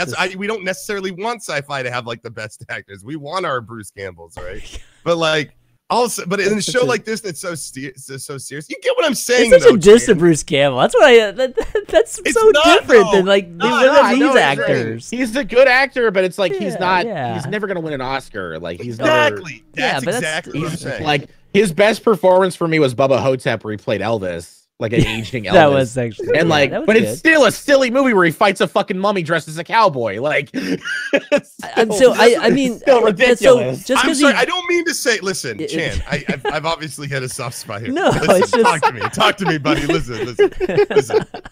I'm not attacking Bruce Campbell. I'm just saying, when the Oscars are going out, his name doesn't get mentioned very often. That's all I'm saying, okay? And with good reason, because he does his niche thing, which everyone loves. And if he did anything different, I think I'm not going to even get into the discussion of the Oscars and how that has to do with comedy and everything, all right? So, I'm not going to even talk about that, because I could talk about that for like hours. So it's, I'm just saying Bruce Campbell is a much better actor than any of these people in this show. It's just I don't know. Thomas Jane is the only person that definitely is very talented. You see him in Boogie Nights, man. Yes, he fucking stole every scene he was in. And there was like 50 fucking actors in there. Rabble Rouser number 3 really got me going on that rebellion. I don't know, man. Oh man. Okay, so actually one thing I want to remind folks is that you guys can join our discussion like anytime by just going to the Discord and talking to Monkey Overlord. Here's the link. He'll talk to you, get you set up, and if you want to jump on the show with us, kind of tell us maybe some points that we missed, or if you have any kind of question, feel free to do that. We'll be pulling on some callers if we do have any in the next, I don't know, 5-10 minutes if you guys are around. I think that scene where the guy loses his head and it starts going out, I think that was one of the best death scenes I've ever seen in a show. Like one of the best. I'm sure that it's followed by one of the best, like, what do you call it? Problem solving scenes in the show. Yes. Where they're working like it felt like The Martian, where they're like step by step, like how do we solve this problem? We're losing air. We got to plug these holes. Blah blah blah. Yep. Yeah, they didn't even talk, did they? Like they were just like they had a shorthand. They knew exactly what they needed to do. Yeah. They're like, I love them tossing the fucking thing across in the zero gravity, like and then throwing the gun to each other. Yeah, cool. But throwing that out there, I had some scenes I had some real issues with. And there's one scene in particular that every time I've seen it 3 times, I've watched it again just to be like, do I really hate this scene this much? And it's the scene where they're escaping and they're running across that bridge to get to from the Mars thing. From the Mars, from the Mars. And ship. I think it's a cool scene, them running, escaping, whatever. Yeah. But it's the getting shot at thing. It's like a million people shooting at them. There is a million people like shooting at them. Like there are sparks continually going off on the side of this thing, like nonstop. Like sparks, like all over the place. And like even in slow motion, the sparks are going off all over the place. And no, one person got hit in the leg, right? That one person. But then you've got the 2 of them, Holden and the chick, going across, and the gravity goes low, and she flies out, and then he sets himself and pulls her back. During this whole thing, there's still gunfire going on, and I'm just like, okay, I can suspend my belief at a certain, a certain place. But like, it's a long scene. And there are a lot of like stormtroopers would have been making fun of those motherfuckers. Like stormtroopers would be like, look at these fucking idiots trying to hit a target. It's like they were aiming for the bridge. It's like they were like, kill that bridge. Yeah, and they've got like an explosive. They've got like a rocket explosive, right? And they shoot it at the elevator for some reason. Like they don't even blow up the bridge for their escape. Like it's weird. The whole scene is weird. Tactically, how many bullets are going off. And every time I watch it, I can't enjoy him doing that really cool maneuver, in zero gravity to save her basically and get them right, momentum wise. Like that was so cool, that idea. Did they ever go into what happens to their guns in zero gravity? Like how bullet trajectory is affected by that? Like, well, they didn't, but there were still sparks going off everywhere. If you again, I watched that scene specifically to be like, am I just being too critical? But like, maybe I am, but at the same time, like when they're shooting it, there are like it seems to have no effect. Like the zero G is just zero G, there should be no effect. It should go straight. Like your bullets should just It should probably go straighter, longer, faster. Exactly. It shouldn't even be pulled down at all. Guns get better in zero. Exactly. Perfect aim, man. Snipers are ridiculous. You point and click at that point. no Justin to win. You guys didn't notice that at all? It didn't. No, I noticed it too. It's one of I noticed it, but I accepted it because I've seen so many fucking action movies where that shit happens that I was just kind of like, it just like, I didn't care once they fucking got the ship up and they just fucking went ham with the miniguns like that. Just like that sold the scene for me. I was like, all right, cool. That was badass as fuck. I'm good. I literally had that moment, Ello. Like literally when I saw that this was about to happen, and it's always that classic, hey guys, I'm just going to fire a bunch of bullets out there and then you can just run into the wide open and you won't get hit by any of the bullets. That, I'm covering you guys. I'm totally covering you. And it's just like him just like spraying. Like I knew that scene was coming. I'm like, oh boy, okay. I'm just going to have to bear this like next few seconds. And like you said, it was a long scene. So it was one of those scenes that you just accept. Having to cross there. It's like it's got to be at least a 5 to 10 minute long scene. Oh, I don't know about that long, but it's a good couple of minutes. It's 2-3 minutes. No, dude, it's got to be at least 5 minutes. It's great because 2 people go across. Anyways, it's too much. It's way too much. Like the bullet spam is just way too much. Them not getting hit is way too much. That whole scene was like, I'm like, okay. That's like there was another movie with Bruce Willis. It was a war movie. Oh, Tears of the Sun. It's like it was one of those situations. If you've ever seen it, I think it's what it's called, Tears of the Sun.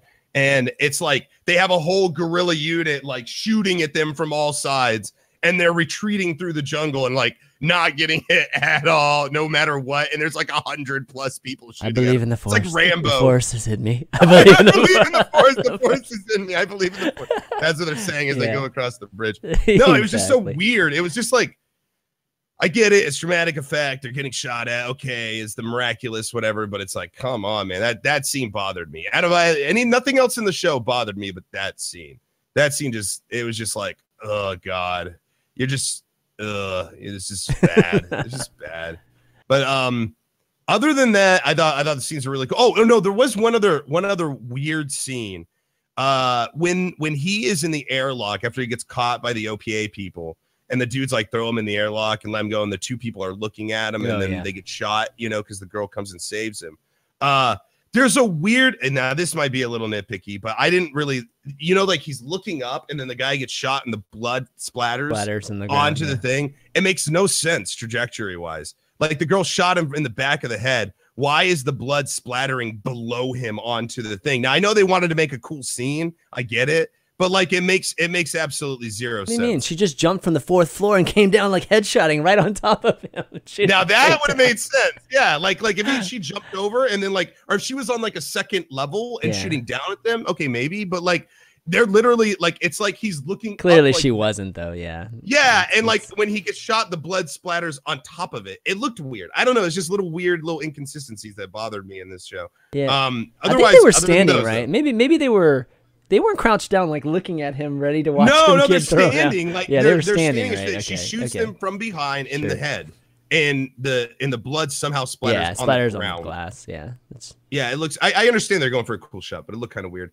But like I said, this show, I think the word that I would describe this show as is intriguing.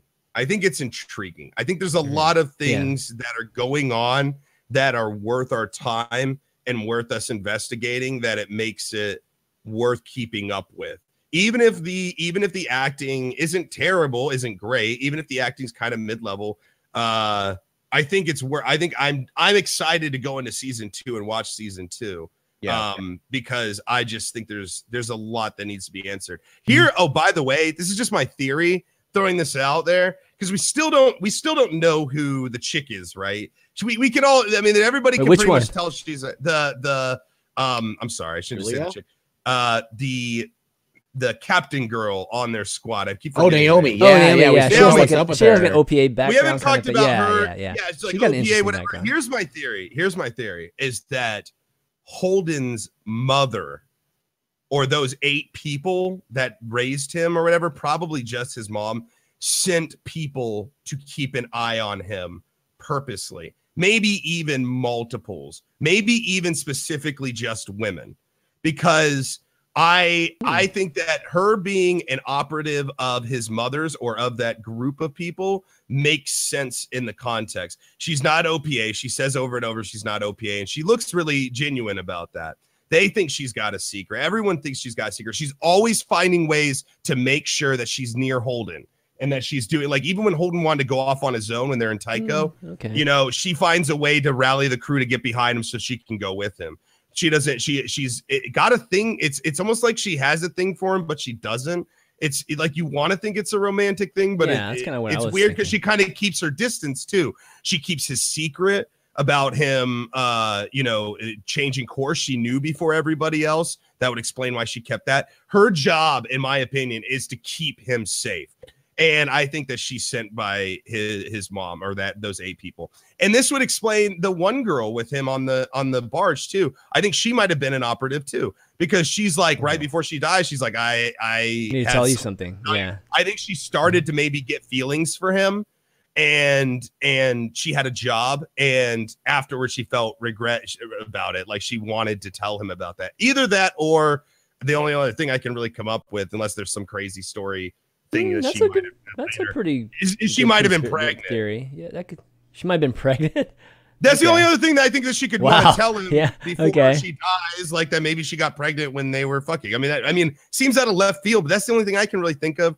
The only other answer would lie in the continuation of the show, obviously. You know, like maybe there's something really like she's OPA and blah, blah, blah, blah, blah, and something much deeper. But with what the information that we're given, I truly think that there were people sent to keep an eye on Holden specifically, and maybe not to get involved with him, but just kind of keep an eye from a distance, be a confidant, be a friend, support, whatever. And I think that's what her role is. I think she's all too often getting close to him, but not necessarily getting emotionally close to him. And that'd be interesting. Distance. Yeah. I don't know. That's my theory. I have no idea. And people have read the book, probably, know, and are like, oh, Ellohime, you're so dumb. But like, that's the only thing I can think of with those characters. We haven't really talked about her much. She's clear. Do you have a theory? She clearly has like a long history, though, in OPA or whatever. I mean, she knows like all these, little breadcrumbs that they leave, like in the city, where she saw the map, of where to go for the shaft and things like that. She definitely knows. I mean, even if she's not in the OPA, she knows. Like she knows a lot about them. She seems to know Fred too, even though she says that she knows guys like Fred Johnson. She seems to know who he is too, or has had some kind of contact or relationship with him in the past. I hate that actor. I've actually I like him as a person. I've actually met him in real life. Oh, really? As an actor, I don't like him. The guy he was in Walking Dead. He played who's he in the Expanse? Tyrone. He's Fred Johnson, the guy on Tycho. Fred Johnson, the black guy. Yeah. He's in Walking Dead. He's almost exactly right. In Walking Dead. Like he doesn't. It's like he doesn't ever act. He just is there. He is there. Yeah, he's there. Blow me away. He was there. I liked his character, and I liked that his the service his character had of the story. But like, I liked when he did the speech to like expose the Earth and stuff. I felt because it was supposed to be this grandiose thing, and I liked that it and shit. Other than that, he didn't blow me away. Yeah, it was just like, it's that actor, man. I like everything I see him in. It's just it's like he's not willing to let himself go at all, like in acting in anything. He's always like very reserved. Like nothing he said is really said with much emotion. It's always very even keel, I don't know. Watch him in Walking Dead. You'll see the same thing when he played Tyrone. I think it's Tyrone or Tyrese in Walking Dead. You'll see he's like almost exactly the same. But other than that, I think since we were having, we were talking primarily about acting and stuff. I think that he probably bothers me the most acting wise, even more than that woman.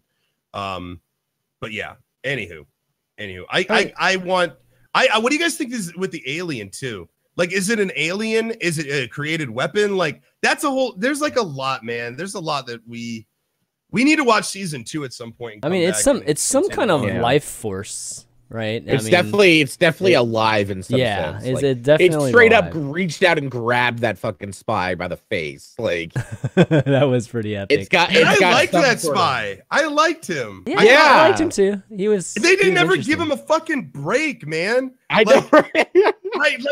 And that scene, we haven't even talked about donkey balls, man. Like that's donkey balls. Yes. I really like that scene. Like the idea God. that there's like black ops people out there that if they say some fucking crazy codes like that, that's it. You just let them go. Yeah, exactly. You don't ask questions. It's black ops. You just get the fuck out of the way. Like that is super cool. And I felt like the guy really got him out of a tough situation. Like really helped him out, and they still cut him. But then he fucked him over in the hotel. He did. Well, which I love. I he was love that supposed to scene leave. with the fucking shitty music, and they're waiting in line and stuff. And it's just like it felt so Coen Brothers. Like I love that. Yeah. And then it just turns into a bloodbath. That's true. God. That was like your classic Tarantino Coen brother. Scene. Totally. True Romance. It reminded me of True Romance, like when things just go bad. It's just things just go the worst. It's like you're looking at this guy. Okay, they're about to get into a gunfight. They're like looking at each people, huh? Do you blame him for leaving? Because after he was supposed to though. They made an agreement that once they find her, they would let him go. I mean, he and Holden had that agreement anyways. He called those were those operatives? He knew that was going to happen. Like he was aware that these guys were going to. He got the fuck out at the right time because he was a spy. Like he was spying specifically on Holden. Yep. By the UN lady, like sent him out there to fucking track him down. But they already had an agreement though that once they found the girl, they would take off. So the question is did he know anything about what was going on, particularly with the girl? Yeah. Beforehand? What does he know? Yeah. Like why didn't he go up there? Like why not just go up there? You already have the agreement that he just. That you're going to let him go once you guys find the girl. So there was no reason for him to take off there unless he knew, like you said, maybe he called those people. Like you said, they were black ops from the UN, so he knew they were going to be, like he tipped them off that they were going to be in the hotel. Okay. That's why he booked it, because he knew there was going to be a shootout. But can you blame him? It's like after he saves their collective asses, they still don't cut him any breaks. And that Amos guy is always breathing down his fucking neck like he's going to kill him. He's like, he tells him, doesn't matter how this turns out, you're going to die and I'm going to be the one to kill you. And the guy's like, oh, it's just like that. He's like water's wet. Like awesome. Whatever, yeah, that's how it is. Like you're dead. And the guy's like, oh, it must be so nice to like have it all figured out like that. If I was this dude and I saved everybody's asses and then this guy was breathing down my neck, telling me he's gonna fucking kill me, like water's wet and shit. Yeah. Like you know what I mean? Like I don't hold it against that guy for turning on him and calling whatever operatives he needed to call because they were not being cool with him, man. They were not being cool, and I get it. He's a spy, so you can't be cool with him. But at the same time, I don't hold any grudges against that one dude. Like I don't know, he's supposed to seem like Weasley and seedy and stuff, like he's a spy. But to me, it was just like. I don't know. He seemed to tell them the truth most of the time. I didn't really see him deceiving them very often. It was never, just out of feeling it was like a confidant or anything. Yeah, but it doesn't matter. Does it matter? Of course it obviously. Well, you have to trust what the I'm guy, saying is right? that like, you're not. You don't have to trust him. You don't have to have him like sipping coffee with you and give him his own room and bath and shit. Yeah, but like. Like, why was he on the ship to begin with? You know what I mean? Like, he already started in this very, shady, seedy scenario. Why they even found him in the first place? He was freaking broadcasting from their ship. So, and he tells him straight up. Really not a good spy thing to do. Like, yeah, exactly. Right? Fucking know. I know. Right? I mean, he seems like this really good and gifted spy, yet he's like on their ship just broadcasting on a channel that whoever's piloting can pick it up. It's like he explained he was keeping tabs on Tycho is what was happening. He was sending out schematics and shit from the ship for Tycho, and his shit got too hot there basically. And he had to make it out of there. He was going to get caught, is basically what he said. And he was sending communications to his team to come pick him up. Yeah, I remember that. And honestly, that may not even be untrue. That may all be very well true. And he could still be working for the UN people. Like that's why he was siphoning all that information to begin with. Mm-hmm. Like they were keeping it because that was the place they were building the giant Mormon ship, right? Like that's what was happening there, right? Like they were building this giant ass ship for the Mormons, but the UN was like upset because it might be a giant warship basically. So they were keeping eyes on, so they had operatives in there. So that's why that guy was in there, and then he had to leave because it got too hot. Because remember the conversation that Fred Johnson and the Mormon guy had. The Mormon guy tells him, "Hey, we're thinking about firing you," is what he tells him. And then he goes, "Oh, well, that would be really bad because, you know, you wouldn't have, you know, all the safety experts that I have basically. And who knows what could break when you're out there, you know, flying to wherever you're going, you know, all you Mormons, blah, blah, blah, blah, blah." Then he tells him, "Get off my station. Well, we have to do some sensory tests. You guys can come back afterwards." So basically what happened was the Mormons are like, "Hey, sorry, we're going to fire you." He was like, "If you fire me, I'm going to fuck up your ship. In fact, get off of my fucking station." They're like, and then he's like, "Oh, we'll have to figure this out." So he leaves. So that tension's already building, right? With the Mormons and you know, OPA and all that stuff. And so then that spy is like, "I got to get the fuck off of this rig. Like, I got to get out of here." That spy was hired to follow Holden. Like, do you know that though? Yeah. I mean, I don't know 100%, but they refer to, you know, an informant, right? Just on Earth. And that has to be the informant. Who else would it be? Unless it's the girl. I mean, it could be the girl, I guess. You're right. It could be. I'm just saying that, like, it didn't seem like he was ever not telling them the truth. And I'm sure he maybe was, or maybe he wasn't telling them everything. Maybe he was omitting, you know, like lying by omission. But it seemed like the things that he was telling them was dead on. And I do believe that they said something about fake black ops codes, though.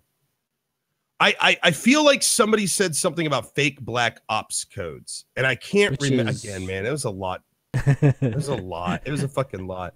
So maybe, I don't know. I don't know what the fuck to think. I just felt like they were real dickish to that guy, and he saved they their were asses definitely one way or the dickish other. to him, but at the same time, I don't think he necessarily was the most trustworthy. If anything, I think Holden was the coolest to him towards the end. Like, you know, he was at least, at least honorable, you know, kind of like honor among thieves type of thing, you know, with him, you know, in agreeing that, okay, you know, if you get us there, we'll let you go, you know, and like, I promise you that, you know. And coming from him, I think, you know, given that he's the leader of the pack of folks, then, you know, they would have let him go.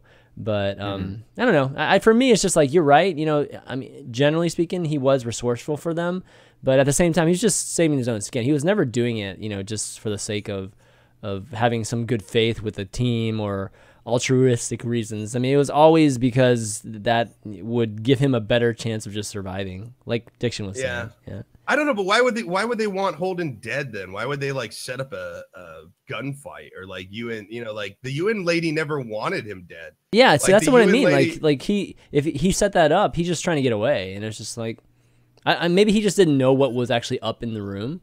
So maybe that outcome of him letting him go wasn't necessarily 100% certain.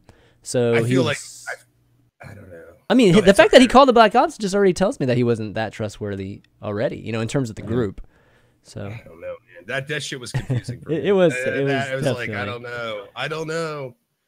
But anyways, I thought it was a very good show. Yeah, it was good. I think it's definitely something for a certain specific type of person. Like, I don't think everybody's gonna jump into the Expanse and go, "This is the greatest ever," you know. Like, yeah, it's not like a Westworld type thing. But I enjoy it just simply because I'm such a huge fan of Battlestar. I'm a huge fan of Firefly. Yeah. I'm a huge fan of like Stranger Things. All these shows that it really grabs from. I kind of love all those things. So it made me feel that in a lot of different ways, especially that scene where they name the ship. That's like the crew scene, you know, like that's like the Firefly. We're now officially a crew. And they did. And that's one thing I have to say, what too. What did they name it? I don't remember that part. Which the Russinati or Russ something. I don't know. It's the name of whatever. Is that when they painted? Some significance. There was some significance there to the name.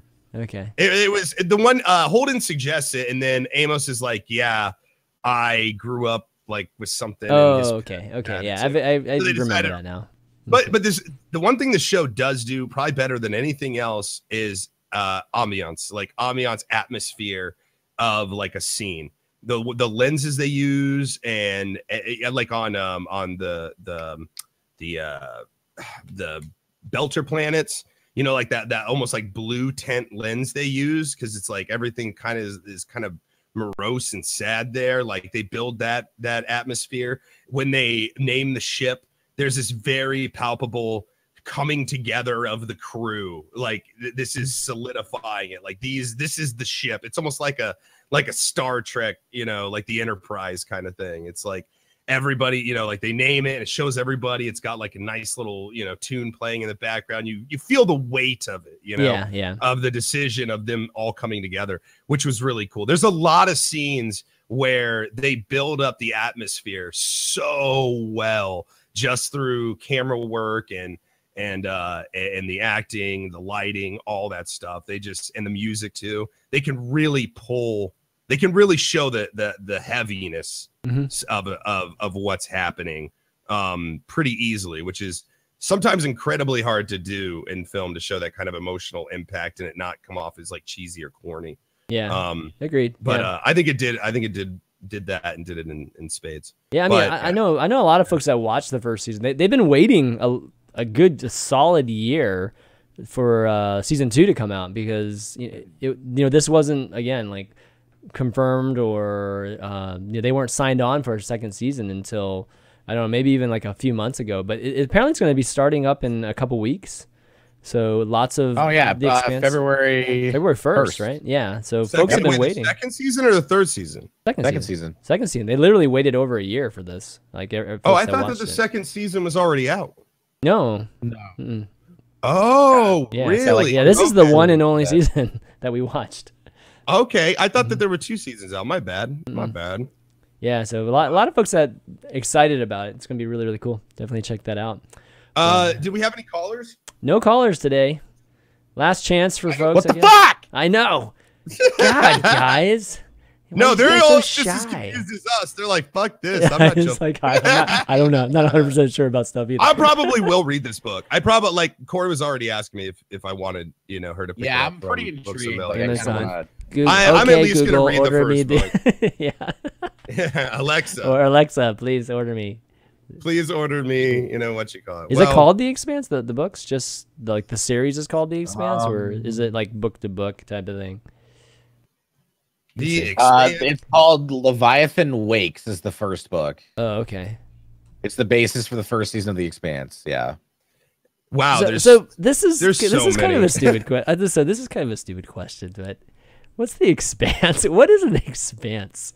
I know that, and I forgot that I was going to ask you guys that, but in like the expanse of space, like space is the expanding of space. The expanse. Oh, okay.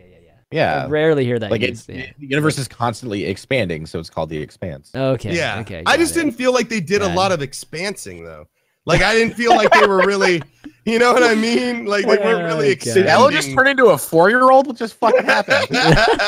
They were expansing. Well, no, they're right. Like they did expand to the outer, like into our solar system. So the expansing has already happened. That's as far as we've gone. The expanse is the actual. It's currently happening. They should call it the post-expanse. The post-expanse. I'm gonna get the Kindle version of the first book, and I'm gonna start reading that. Yeah, no, I don't. I get what you're saying though. Like there was, like when you call it the Expanse, I was thinking like, okay, they're trying to, colonize other planets, and then they run into some aliens or something, like something like that. That's what I would think when you say the Expanse, Right. But there wasn't like it's like the Expanse has already happened, like the whole going to Mars and all that shit's already done. I guess now we're just like figuring out what else is out there in the universe or something. I don't know. The expansioning. The expansioning. The expansioning. All right, thanks for clearing that up. I thought it was just like, I mean, I've definitely heard the word expanse used. I just had to clear that up.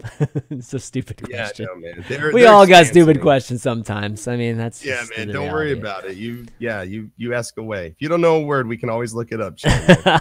I make up my own regularly. Exactly. So.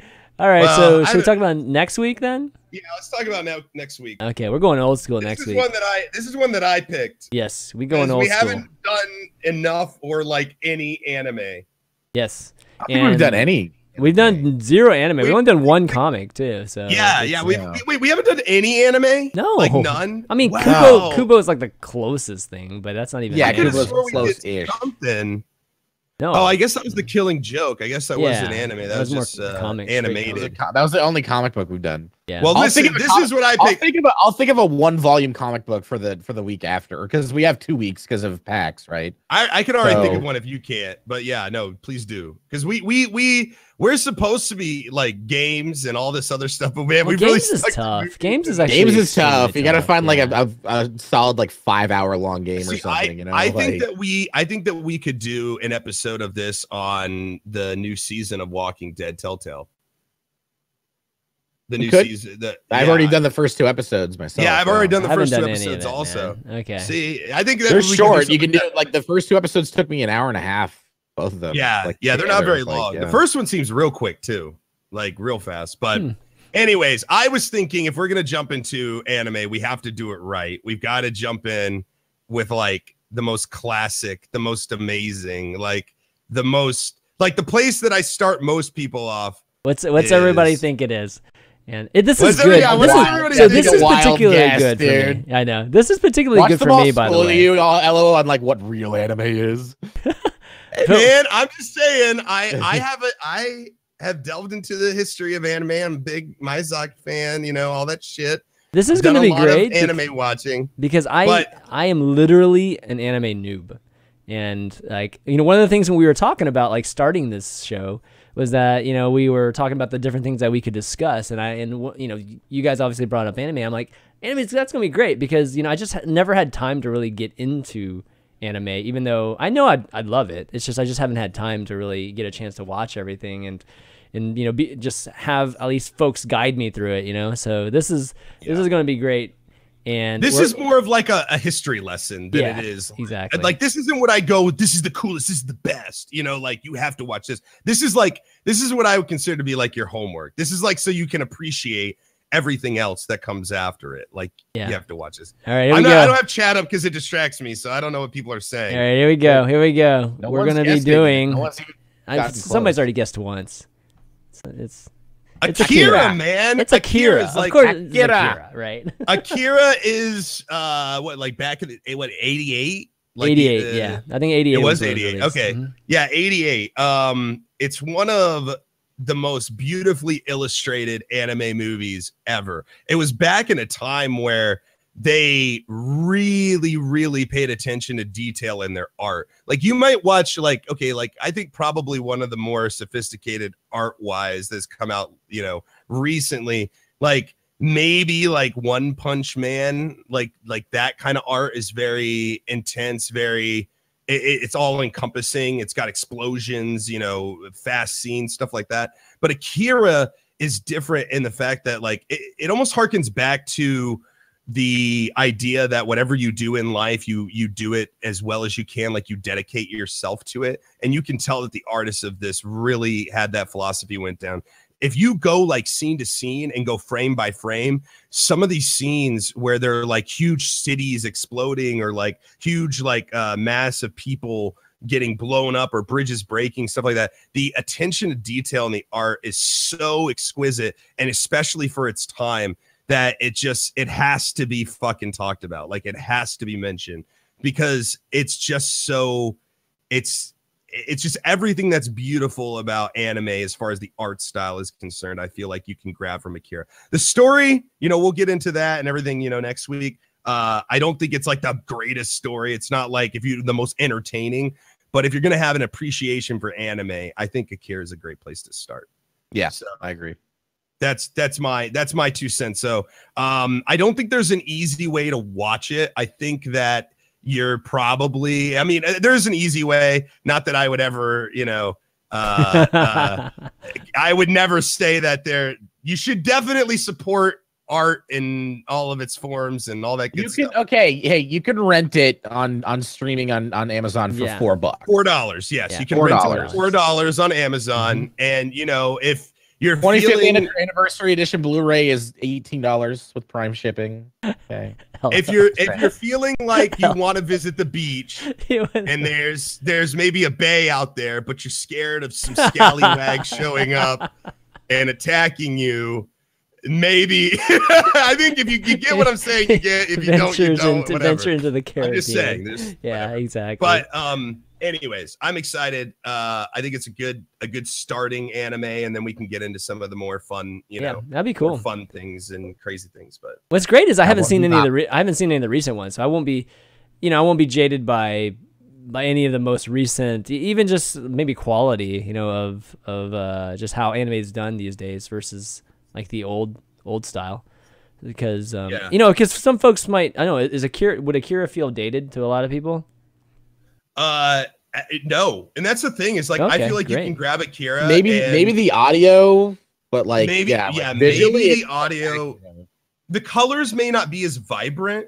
They're pretty washed out, but I think that was intentional. Yeah, I think it was intentional. Yeah, and that's the thing is that like if you watch this, in my opinion, the art is way better than what you watch today. Oh, really? Like it's just like to me it's way better. Like if you just look, like when you're watching it, just pay attention to the explosion, pay attention to like the whole scene, all the intricacies of what is happening everywhere and how that art is all going out, and like just little stuff like somebody sneezing in the background or something, like they pay attention to that. You watch, like if you watch Akira and then go watch like Sword Art Online, you'll tell the difference. And Sword Art's considered to be like a good anime, recent anime, depending on who you ask. But like, no, I think honestly, like this and like the Miyazaki films, hope I'm saying that right, are probably the most beautiful animated Japanese animation that you'll probably see. It was either this or Princess Mononoke, which is another really good one. They have that kind of old school. Also, what's his, he died, but he made Paprika. I've never seen Paprika, but I want to see Paprika.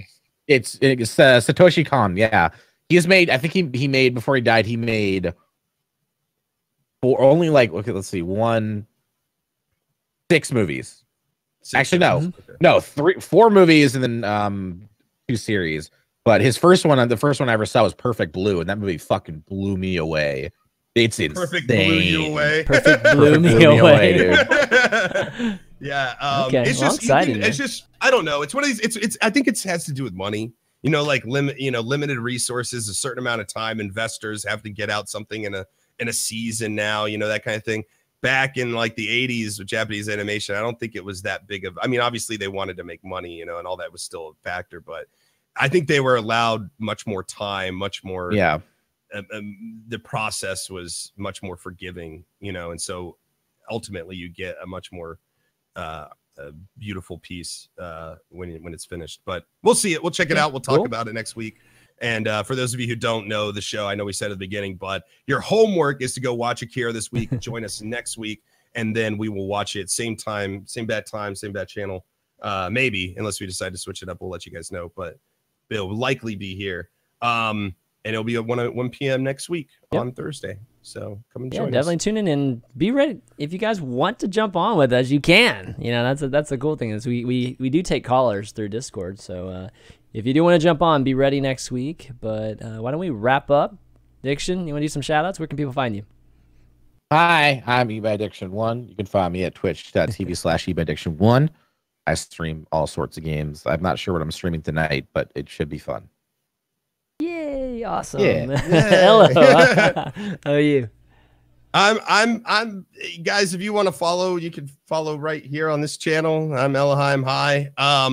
I got to be honest with you guys. Sunday, we had sort of a family thing happen. I lost my uncle, and it's really fucking tough. I don't mean to bring everybody down, but I've been kind of dealing with it a little bit, and so I haven't streamed since I think like Sunday or something. I haven't streamed since then. I just want to let you guys know that I'm dealing with that, and I don't know. I'm gonna try to stream tomorrow morning, but it's kind of got me a little fucked up, and I don't like it, but it is what it is. So I'm not making any promises on tomorrow's stream, but what I'm saying is if I do stream, we'll be here. You guys are more than welcome to join us whenever I go live next, but I don't know if it's going to be tomorrow. I'm trying to get my shit in order, but it's